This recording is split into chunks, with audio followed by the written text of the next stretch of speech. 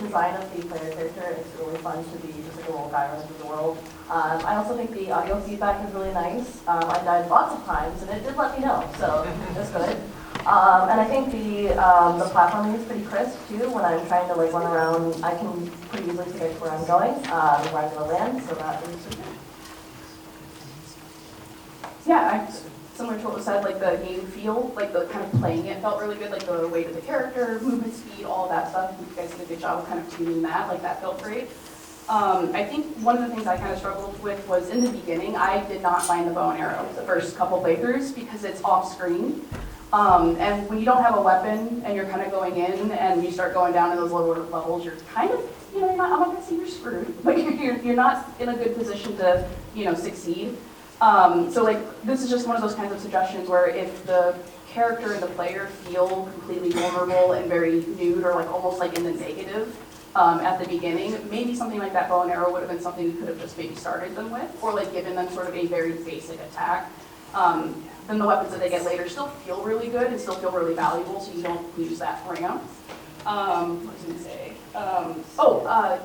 Again, great audio feedback. I think you just want visual feedback to also match your audio cues. So a lot of times you want to have multiple sensory kind of input for that sort of stuff. So you want a sound and a visual.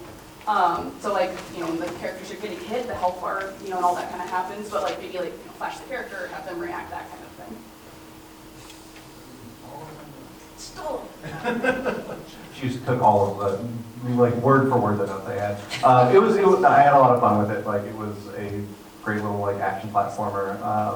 I don't know if it's a generational thing. Jump on W drives me insane, but like lots of people did it, so maybe I'm just the old man in the room. But yeah, like it was fun, and the mass mechanic was great, right? Like it made you feel different when you swapped them around. It was very like mechanical novelty, you know, mass. I too am a boomer like Matt, and I don't like jumping on W for the record. It was a good game. I like that you had like, you know, a start and an end to it, and there was lots of like sense of discovery moving through the world. You had a good variety in your combatants, like you had a couple of different things. They need a little bit of tuning, like the bats respawn timer was like pretty fast, so it almost felt like, I'm not even gonna kill these things, I'll just ignore them because they're just instantly respawn, and they have the same amount of health as the skeletons, and they can kind of get you anywhere. So maybe like a little easier to kill if they're gonna be on a fast respawn timer. This is, I think, the first game that I played in 6 years where you provided sheet commands to the judges.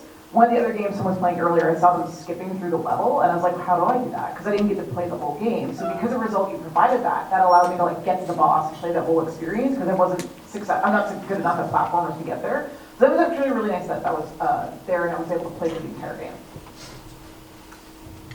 Okay, so very solid game, way too hard, even though I liked it a lot. I have a specific suggestion for you, which I think illustrates a point that might help you throughout your career, hopefully.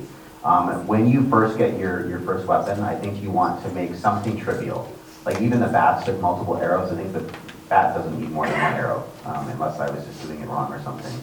So, and then when you get an upgrade, things that were hard should become a lot, like, noticeably easier. And then as you progress through the level, things can get harder. So you get the reward of getting that upgrade. It feels really good for a little bit, and then you up the challenge again. So you have the player wanting the next upgrade, and that flow would have felt good. You probably should have started people off with the bow as well, rather than, as for earlier, making them walk off screen to find it. All right, thank you. Thank you so much.